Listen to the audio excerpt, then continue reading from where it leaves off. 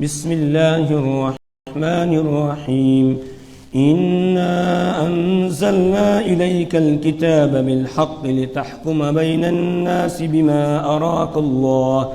ولا تكن للخائنين خصيما واستغفر الله إن الله كان غفورا رحيما صدق الله العظيم۔ سورۃ النساء کی آیت نمبر 104 تک ہم پڑھ چکے ہیں۔ آج آیت نمبر 105 سے درس ہو رہا ہے۔ اس سے پہلے کی آیات میں ہم یہ پڑھ کر آئے کہ مسلمانوں کو حکم تھا کہ تم اپنے بچاؤ کا سامان رکھو اور ہوشیار رہنا اپنے دشمنوں سے۔ خذوا حذرکم، اپنے بچاؤ کا سامان رکھنا، ہوشیار رہنا۔ نماز بھی پڑھنی ہے لیکن نماز کے وقت میں بھی ہوشیاری سے کام لینا ہے۔ ایسا نہ ہو کہ آپ لوگ سجدے میں جائیں اور مشرکین تم پر حملہ کر دیں اور تم سب کو ختم کر دیں۔ اس لیے ہوشیار رہ کر کام کرنا ہے اور چاروں طرف نظر رکھنی ہے۔ اب آگے یہ بیان کیا جا رہا ہے کہ کچھ دشمن ایسے بھی ہیں جو تمہاری صفوں کے اندر شامل ہیں، وہ ہیں منافق، جو آستین کے سانپ ہیں۔ ان سے بھی محتاط رہنے کی ضرورت ہے، ان سے بھی ہوشیار رہنے کی ضرورت ہے۔ ایک تو اس بات پر تنبیہ کی گئی، اس کے ساتھ ہی ایک واقعہ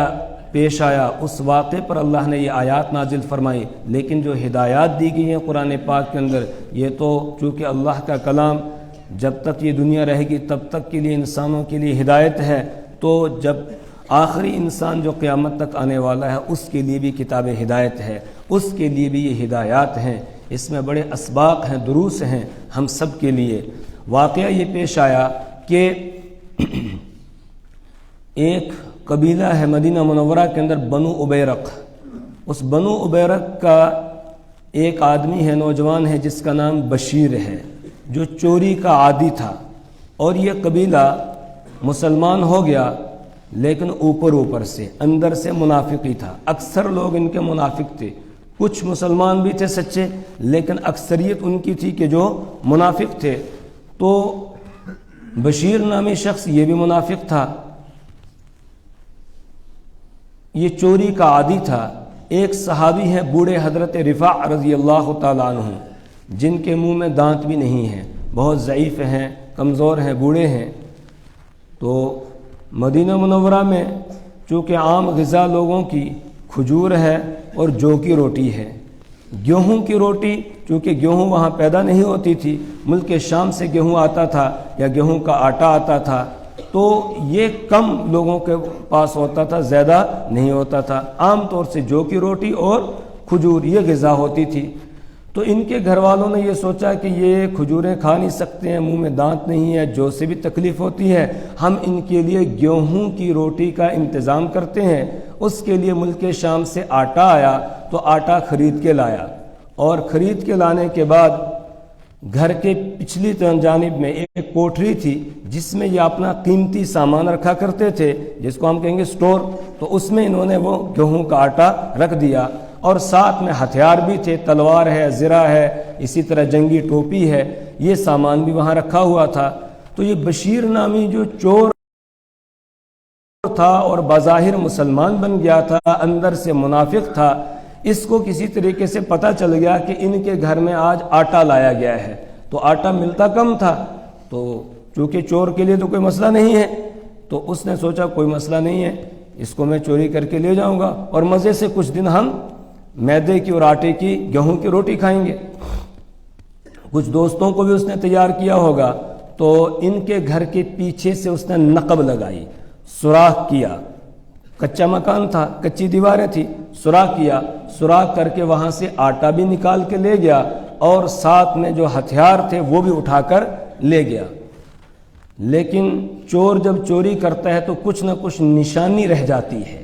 جس سے بعد میں وہ پکڑا جاتا ہے۔ تو جس بوری میں آٹا رکھا ہوا تھا اس بوری میں تھوڑا سا سوراخ تھا ایک، تو جب یہ آٹے کی بوری اٹھا کر چلا، وہ آٹا تھوڑا تھوڑا گرتا گیا اور یہ بتاتا گیا کہ اس راستے سے چور گزرا ہے۔ یہ اپنے گھر آٹا لے کر گیا اور گھر میں جا کر اس دن رات کو پوری رات آگ جلتی رہی، روٹیاں بناتے رہے اور پورے گھر والے سب کھاتے رہے، اپنے دوستوں کو بھی بلایا تھا، ان کو بھی کھلایا۔ لیکن پھر اس کو یہ احساس ہوا کہ کہیں ایسا نہ ہو کہ میرے گھر کی تلاشی ہو، کیونکہ میں تو مانا ہوا چور ہوں،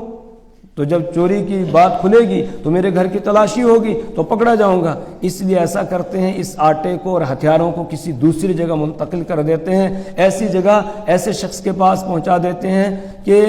جس پر کسی کو شک بھی نہیں ہوگا۔ تو اس کے لیے انہوں نے منتخب کیا ایک یہودی کو کہ یہودی کے گھر میں لے کر وہ آٹا بھی رکھا اور اسی طریقے سے ہتھیار بھی رکھے، اور کہا کہ یہ ہمارا تھوڑا سا سامان ہے، یہ آپ کے پاس امانت کے طور پر رکھ رہے ہیں، ہمیں کوئی کام پیش آ گیا، ہمیں کہیں جانا ہے۔ اس کے پاس آٹا ہتھیار رکھ دیا، تو اپنے مست ہے کہ کس کو کیسے پتہ چلے گا۔ جب صبح ہوئی، حضرت رفاع رضی اللہ تعالی عنہ نے دیکھا کہ گھر میں تو نقب لگی ہوئی ہے، ہتھیار بھی نہیں ہے اور آٹا بھی غائب ہے۔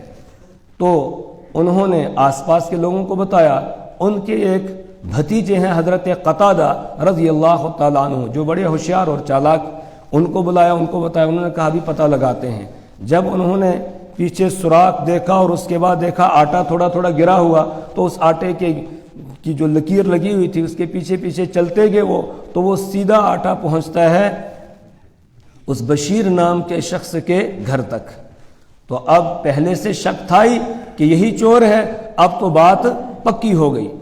اس کے بعد حضرت قتادہ رضی اللہ تعالیٰ عنہ رسول پاک صلی اللہ علیہ وسلم کے پاس تشریف لائے اور اپنا مقدمہ پیش کیا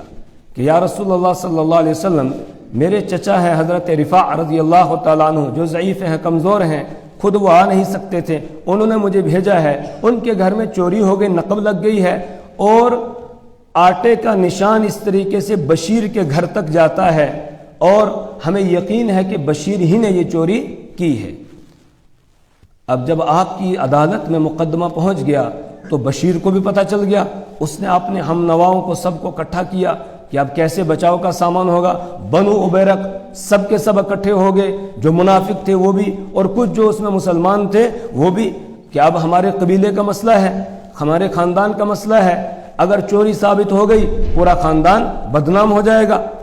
اور پہلے سے اس کو لوگ چور کہتے ہیں تو پکی بات ہو جائے گی کہ چوروں میں اس کا نام آ جائے گا اور ہاتھ بھی کٹ جائے گا۔ کیوں؟ اس لیے کہ اب تو اسلامی قانون نافذ ہو چکا ہے اور چور کا ہاتھ کاٹا جاتا ہے، تو پھر اس کو چوری کو چھپایا بھی نہیں جا سکتا ہے، جب تک یہ زندہ رہے گا ہاتھ کٹا ہوا ہے، جو دیکھے گا ہاتھ کٹا ہے تو یہی سمجھے گا کہ اس نے چوری کی ہے۔ تو اکٹھے ہوئے کہ کسی طرح اس کے بچاؤ کا سامان کیا جائے۔ انہیں پتا تھا کہ اس نے چوری کی ہے، لیکن اس کے باوجود کہا کہ ہم جائیں گے رسول پاک صلی اللہ علیہ وسلم کے پاس اور اس کی صفائی بیان کریں گے اور کہیں گے کہ یہ بہت نیک آدمی ہے، بہت صاف ستھرا آدمی ہے، یہ غلط اس کے اوپر الزام لگا ہے، اگر سچ ہے تو کوئی گواہ پیش کیے جائیں، اور جب تک گواہ نہیں ہے تب تک جرم ثابت نہیں ہو سکتا ہے۔ یہ لوگ آئے، آ کر رسول پاک صلی اللہ علیہ وسلم کے سامنے اپنا یہ مقدمہ پیش کیا کہ ہمارے آدمی کے اوپر چوری کا الزام لگ گیا، ہم نے سنا آپ کے پاس، یا یہ کہ رسول پاک صلی اللہ علیہ وسلم نے ان کو بلایا۔ تو یہ سارے لوگ آ گئے اور آ کر بشیر کی حمایت کرنے لگے، اور اس طرح انہوں نے بات پیش کی کہ رسول پاک صلی اللہ علیہ وسلم کو بھی یقین ہونے لگا کہ یہ سچ کہہ رہے ہیں، اور حضرت قتادہ نے جو بات پیش کی ہے وہ جھوٹی ہے۔ تو آپ صلی اللہ علیہ وسلم نے حضرت قتادہ کو ڈانٹا، کہا آپ کے پاس جب گواہی نہیں ہے پھر آپ نے کیسے ان کے اوپر الزام لگا دیا؟ ایک مسلمان کے اوپر آپ نے الزام لگا دیا، چونکہ اپنے آپ کو تو یہ مسلمان کہہ رہا تھا نا، اندر سے اگرچہ یہ منافق تھا، کافر تھا، اس کا نفاق تو بعد میں کھلا، اس وقت تو سب اس کو مسلمان ہی سمجھ رہے ہیں کہ آپ نے اس کے اوپر الزام لگا دیا، تو آپ کے پاس گواہ بھی نہیں ہے، کیسے آپ نے ایسا کیا؟ حضرت قتادہ پریشان ہو گئے اور گھر واپس آئے، اپنے چچا حضرت رفاع سے آ کر بتایا کہ معاملہ تو الٹا ہو گیا، وہاں تو مجھے ہی ڈانٹ پڑ گئی ہے۔ تو حضرت رفاع رضی اللہ تعالیٰ عنہ نے کہا کہ مجھے اللہ کی ذات سے امید ہے، حق حق ہے، باطل باطل ہے، سچ سچ ہے، جھوٹ جھوٹ ہے، تو اللہ حق کو ظاہر کرے گا اور جھوٹ کو بھی ظاہر کر دے گا، حق کیا ہے، باطل کیا ہے، سچ کیا ہے، جھوٹ کیا ہے، اللہ ظاہر کر دے گا، اس لیے بیٹے پریشان ہونے کی ضرورت نہیں ہے۔ ابھی یہ گھر پہنچے ہی تھے کہ پیچھے سے جبرائیل امین تشریف لائے اور یہ آیات لے کر آئے جن میں واضح کر دیا گیا کہ اس نے چوری کی ہے، اس کی چوری کو گویا قرآن پاک نے ثابت کر دیا، اور اس کے بعد پھر اس کو یہودی کے پاس سے وہ آٹا بھی لانا پڑا اور ہتھیار بھی لانے پڑے، اور لا کر رسول پاک صلی اللہ علیہ وسلم کے حوالے کر دیے۔ بعض روایات میں یہ بھی ہے کہ انہوں نے جب یہودی کے گھر سے وہ آٹا اور تلوار اور جو دوسرا سامان تھا وہ ملا تو یہودی ہی کو مورد الزام ٹھہرا دیا کہ اس یہودی نے چوری کی ہے، سامان اس کے پاس مل رہا ہے اس لیے چوری اسی نے کی ہے۔ اور بعض روایات میں یہ ہے کہ اس یہودی نے خود اقرار کر لیا تھا کہ میرے پاس یہ سامان رکھا ہے لیکن فلانے آدمی نے میرے پاس رکھا ہے، تو وہیں پر بنو عبیرق بول پڑے کہ چور یہی ہے، یعنی یہودی، حالانکہ یہودی نے چوری کی نہیں تھی، اس کے پاس انہوں نے امانت کے طور پر لے کر یہ سامان رکھا تھا۔ قرآن پاک نے اس کی صفائی کو بھی بیان کر دیا کہ جو دوسرے پر یہ الزام لگا رہے تھے، یہ جھوٹا الزام لگا رہے تھے، چور وہ نہیں تھا، چور یہ تھے۔ چنانچہ اللہ نے یہ آیات نازل فرمائی اور ان میں پورے معاملے کو واضح کر دیا۔ اِنَّا أَنزَلْنَا إِلَيْكَ الْكِتَابَ بِالْحَقِّ لِتَحْكُمَ بَيْنَ النَّاسِ بِمَا أَرَاكَ اللَّهُ اِنَّا أَنزَلْنَا بے شک ہم نے اتاری ہے إِلَيْكَ آپ کی طرف الکتاب کتاب بالحق حق کے ساتھ لِتَحْكُمَ بَيْنَ النَّاسِ تاکہ آپ لوگوں کے درمیان فیصلہ کریں بِمَا أَرَاكَ اللَّهُ اس کے مطابق جو اللہ نے آپ کو دکھلایا ہے، جو اللہ نے آپ کو بات سمجھائی ہے، جو اللہ نے آپ کو ایک سمجھ عطا کی ہے، اور قرآن پاک کے اندر اللہ نے جو احکامات بیان کیے ہیں ان کے مطابق آپ لوگوں کے درمیان فیصلہ کریں، اس لیے یہ کتاب اتاری گئی ہے۔ وَلَا تَكُن لِلْخَائِنِينَ خَصِيمًا وَلَا تَكُن اور آپ نہ ہو جائیں لِلْخَائِنِينَ خیانت کرنے والوں کے لیے خصیماً جھگڑنے والے۔ یہ جھگڑنے والے کیسے ہو گئے؟ رسول پاک صلی اللہ علیہ وسلم جو حضرت قتادہ کو ڈانٹا اور یہ کہا آپ کے پاس ثبوت نہیں تھا، پھر آپ نے کیسے الزام لگا دیا، گویا ان کی طرف سے دفاع ہو گیا چوروں کی طرف سے، اور ان کو ڈانٹا رسول پاک صلی اللہ علیہ وسلم نے، تو آپ صلی اللہ علیہ وسلم نے گویا ان کی حمایت کر دی۔ اس پر اللہ نے فرمایا وَلَا تَكُن لِلْخَائِنِينَ خَصِيمًا اور آپ خیانت کرنے والوں کی طرف سے جھگڑنے والے نہ بنیں۔ اس میں قیامت تک کے انسانوں کو یہ ہدایت دے دی گئی کہ کسی ظالم کی طرف سے تمہیں جھگڑنے کی ضرورت نہیں ہے، اجازت نہیں ہے۔ اگر تم کسی ظالم کی طرف سے، چور کی طرف سے، کسی مجرم کی طرف سے اس کا دفاع کر رہے ہو تو پھر تم بھی گویا اس کے ساتھ خیانت میں شامل ہو جاؤ گے، اس لیے تمہیں اس کی اجازت نہیں ہے، چاہے وہ تمہارا رشتہ دار ہی کیوں نہ ہو۔ آج ہمارے یہاں اس بات کا لحاظ نہیں کیا جاتا ہے، اپنا رشتہ دار ہو، اپنا دوست ہو، چاہے وہ کتنا بڑا مجرم ہو، ہم اس کی حمایت میں کھڑے ہو جاتے ہیں، بلکہ ڈنڈے چلانے کے لیے بھی اس کی طرف سے کھڑے ہو جاتے ہیں اور بیجا کسی کی حمایت کرتے ہیں۔ قرآن یہ کہتا ہے وَلَا تَكُن لِلْخَائِنِينَ خَصِيمًا کہ اے قرآن پڑھنے والے تو خیانت کرنے والوں کے لیے جھگڑنے والا نہ بننا، ان کا حمایتی نہ بننا۔ وَاسْتَغْفِرِ اللَّهِ اور آپ اللہ سے معافی طلب کیجئے۔ یہ رسول پاک صلی اللہ علیہ وسلم کو حکم دیا گیا کہ آپ نے ان کی بات سنی اور اس سے آپ متاثر ہو گئے، اور متاثر ہونے کے بعد آپ نے حضرت قتادہ کو گویا ڈانٹ دیا، تو گویا ایک قسم کی آپ نے ان کی حمایت کر دی، تو یہ آپ سے جو تھوڑی سی چوک ہو گئی ہے اس پر آپ اللہ سے معافی مانگیے۔ حالانکہ نبی سے کبھی گناہ ہوتا نہیں ہے، نبی معصوم ہوتا ہے، چاہے کوئی نبی ہو، حضور پاک صلی اللہ علیہ وسلم ہوں یا آپ سے پہلے انبیاء ہوں، کسی بھی نبی سے گناہ سرزد نہیں ہوتا ہے، نبی معصوم ہوتا ہے۔ کیوں؟ اس لیے کہ نبی کو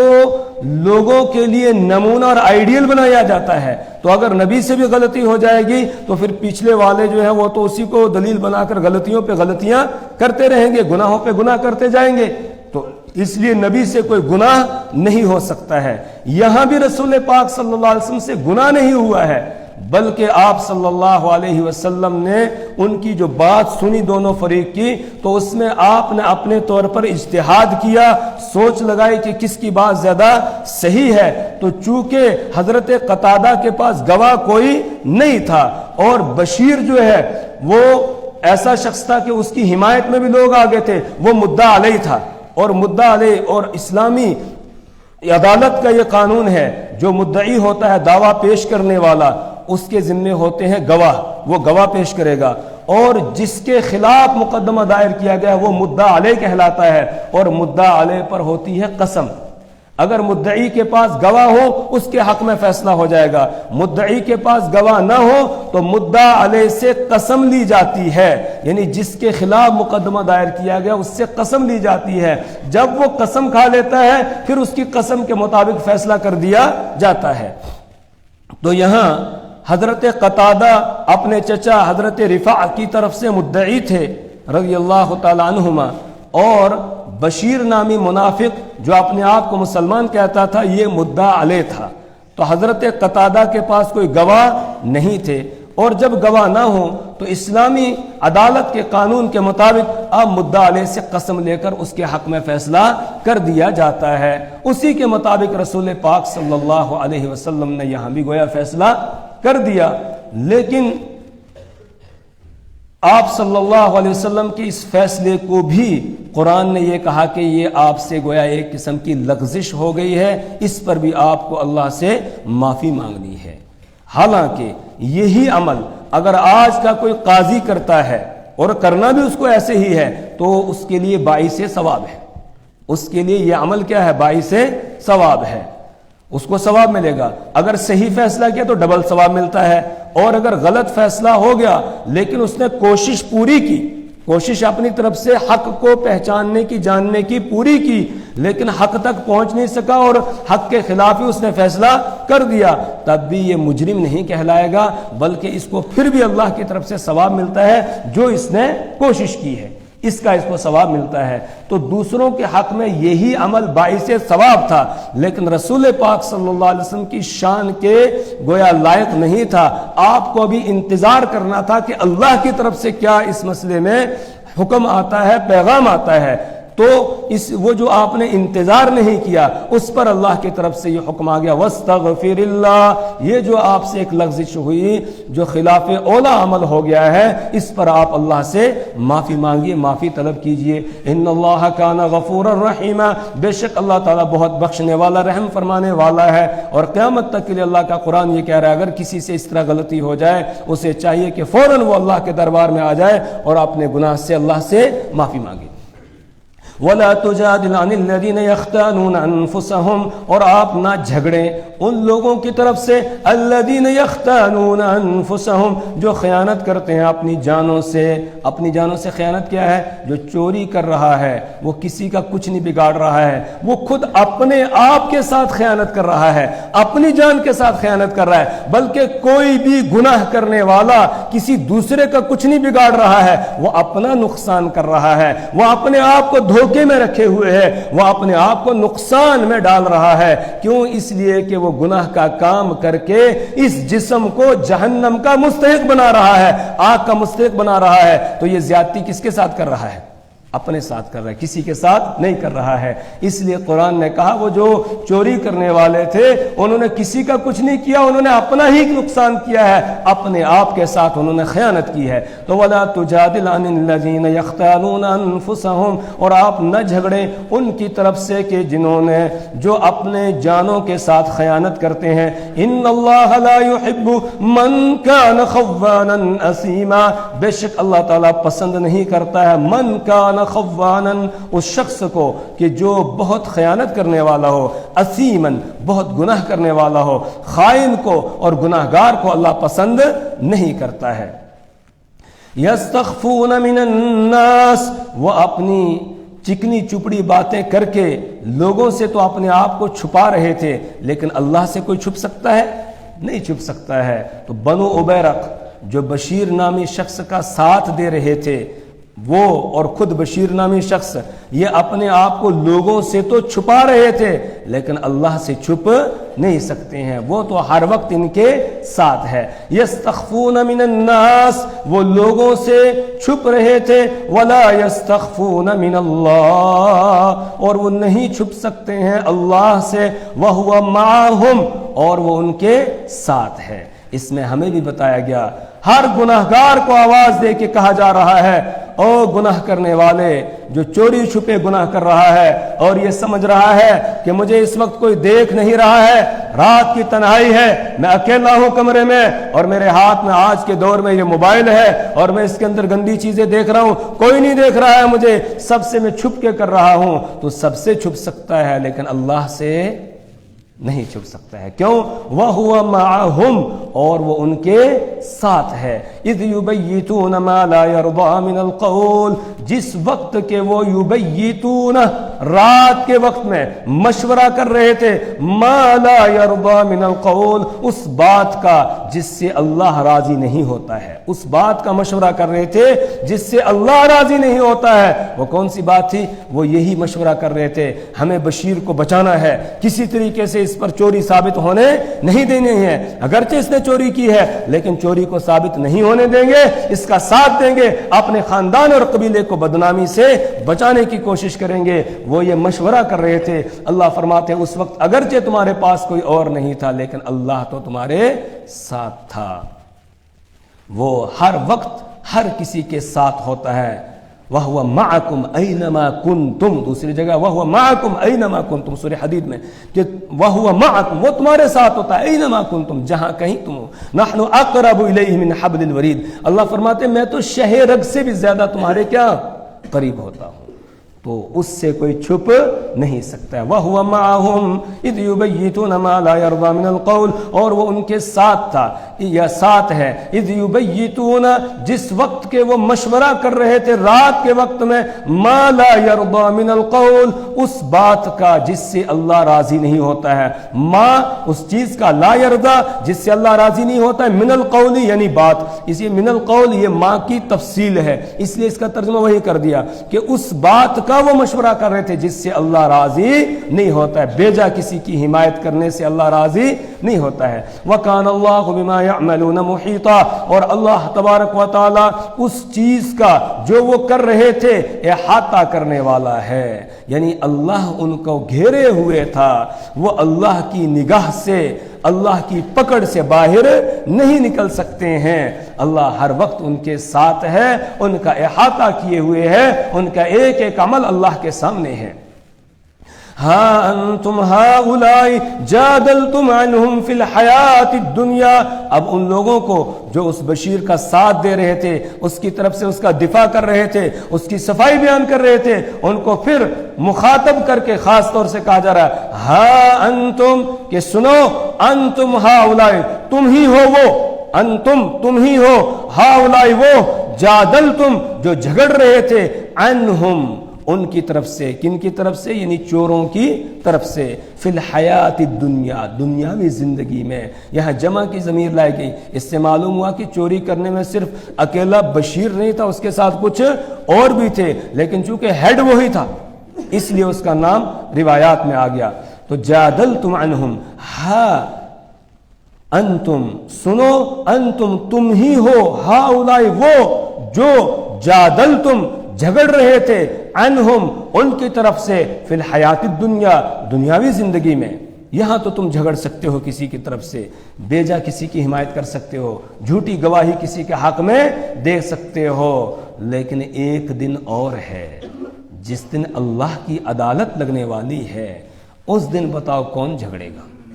اس دن کون جھگڑ سکتا ہے؟ اس دن کون کس کا ساتھ دے گا؟ اس دن تو سارے رشتے ناتے ختم، فلا انصاب بینہم یومئذ ولا یتساءلون، اس دن وہ تو ایسا دن ہوگا یوم یفر المرء من اخیہ وامہ وابیہ وصاحبتہ وبنیہ، ہر ایک دوسرے سے دور بھاگ رہا ہوگا۔ یود المجرم لو یفتدی من عذاب یومئذ ببنیہ وصاحبتہ واخیہ، اس دن تو مجرم یہ چاہے گا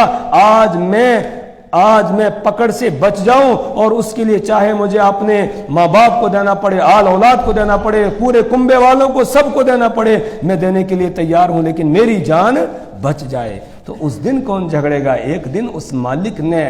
عدل کا رکھا ہوا ہے، انصاف کا رکھا ہوا ہے، یہاں ظالم ظلم کرتے کرتے تھکتا نہیں ہے، اور مظلوم بیچارہ ظلم سہتے سہتے زندگی گزار دیتا ہے، لیکن اللہ کی عدالت کے اندر ظالم کو اس کی سزا دی جائے گی اور مظلوم کو اس کا حق دلایا جائے گا۔ ایک دن اس نے مقرر کیا ہے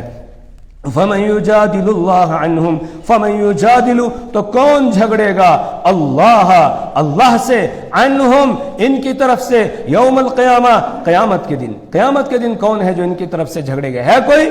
اگر ہے کوئی تو آئے سامنے پیش کرے اپنے آپ کو کہ ہاں میں جھگڑا کر لوں گا اس دن۔ کوئی اس دن جھگڑ نہیں سکتا ہے، اس دن تو کوئی بات نہیں کر سکے گا، بول نہیں سکے گا، سانس دب رہی ہوگی لوگوں کی۔ امن یکون علیہم وکیلا یا کون ہے جو ان کا اس دن ذمہ دار ہوگا، کون ان کا وکیل ہوگا، ان کی وکالت کرنے والا، ان کا ساتھ دینے والا کون ہوگا اس دن؟ کوئی نہیں ہوگا اس دن ان کے لیے۔ وَمَن يَعْمَلْ سُوءًا أَوْ يَظْلِمْ نَفْسَهُ ثُمَّ يَسْتَغْفِرِ اللَّهَ يَجِدِ اللَّهَ غَفُورًا رَحِيمًا وَمَن يَعْمَلْ سُوءًا اور جس شخص نے کوئی برا کام کیا، اب یہاں سے پروردگار یہ بتا رہا ہے کہ جن سے غلطی ہو گئی ہے ان کے لیے اب بھی موقع ہے، وہ آ جائیں سچے دل سے توبہ کر لیں۔ اگر سچے دل سے وہ توبہ کر لیں گے تو اللہ ان کو معاف کر دے گا، لیکن توبہ کے لیے ضروری ہے اگر اس جرم کا تعلق حقوق العباد سے ہو تو پھر جس بندے کے ساتھ ہم نے زیادتی کی ہے اس بندے سے معافی مانگنا یہ بھی توبہ میں شامل ہے۔ جب تک اس سے معاف نہیں کروائیں گے تب تک توبہ ہو ہی نہیں سکتی ہے۔ پہلے اس سے معافی مانگنی ہے پھر اللہ سے معافی مانگنی ہے تو اللہ تعالیٰ معاف کر دے گا۔ وَمَن يَعْمَلْ سُوءًا اور جس شخص نے کوئی برائی کی، او یظلم نفسہ یا اس نے اپنی جان پر ظلم کیا، مَن يَعْمَلْ سُوءًا جہاں پر یہ دونوں لفظ ایک ساتھ آتے ہیں سو کا اور یظلم کا، تو اس میں سے ایک کا مطلب ہوتا ہے جیسے سو ہے اس کا مطلب ہے ایسی برائی جس کا تعلق خود اپنی ذات کے ساتھ بھی ہو اور دوسرے کے ساتھ بھی ہو، اور جہاں یظلم نفسہ کا لفظ آ جائے گا اس کا مطلب ایسی برائی ایسا گناہ جس کا تعلق خود اپنی ذات کے ساتھ ہے، کسی اور کو اس میں شامل نہیں کیا گیا ہے۔ تو جو بھی گناہ ہو چاہے کسی دوسرے کو بھی ساتھ میں شامل کیا گیا ہو، مثال کے طور پر کوئی بدکاری کرتا ہے تو اکیلا تو کر نہیں سکتا ہے، دوسرے کسی کو بھی وہ ساتھ میں شامل کر رہا ہے تو یہ ہو گیا سو۔ اور اگر کوئی آدمی خود اپنے اوپر جو ہے وہ زیادتی کر رہا ہے، حرام کھا رہا ہے، یہ اپنے ساتھ اس نے زیادتی کی ہے، اس میں خود یہی شریک ہو رہا ہے، دوسرے کو شریک نہیں کیا، تو یہ ظلم ہے۔ وَمَن يَعْمَلْ سُوءًا اور جو شخص کوئی برائی کرے گا، او یظلم نفسہ یا اپنی جان پر ظلم کرے، ثم یستغفر اللہ پھر وہ اللہ سے معافی مانگتا ہے، گناہ ہو گیا فوراً آ گیا آ کر اللہ کے سامنے آنسو بہا رہا ہے، معافی مانگ رہا ہے، اور اگر ایسا گناہ ہے جس کا تعلق کسی بندے کے حق کے ساتھ تھا تو اب بندے سے بھی اس نے معاف کرا لیا، اب اللہ سے بھی معافی مانگ رہا ہے، تو یجد اللہ غفور الرحیم وہ پائے گا اللہ کو بہت بخشنے والا، بہت رحم کرنے والا۔ اللہ بخشنے والا ہے، رحم فرمانے والا ہے، تمہارے آنے میں دیر ہے اس کے معاف کرنے میں دیر نہیں ہے۔ وَمَن يَكْسِبْ إِثْمًا فَإِنَّمَا يَكْسِبُ عَلَى نَفْسِهِ اور جو کوئی کسی گناہ کا ارتکاب کرے گا فَإِنَّمَا يَكْسِبُ عَلَى نَفْسِهِ تو پھر